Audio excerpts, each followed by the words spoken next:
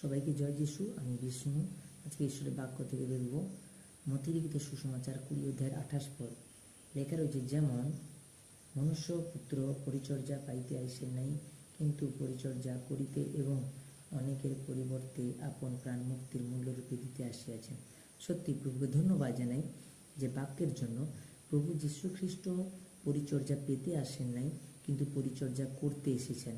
যারা অসুস্থ তাদেরকে সুস্থ করার জন্য, যারা মন্দ আত্মা দ্বারা পরিচালিত সেই মন্দ আত্মাকে তাদের জীবন থেকে দূর করার জন্য, যারা অসহায় নিরাশার মধ্যে জীবনযাপন করছে তাদের জীবন থেকে সেই নিরাশাকে, অসহায়কে এবং হতাশাকে দূর করার জন্য প্রভু যীশু খ্রিস্ট স্বর্গ থেকে পৃথিবীতে এসেছিলেন। সবচেয়ে বড় বিষয় যেটা, আমাদের সমস্ত পাপ তিনি নিয়ে ক্রুশের উপর মৃত্যুবরণ করেছেন।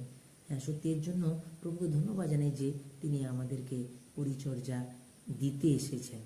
আমেন।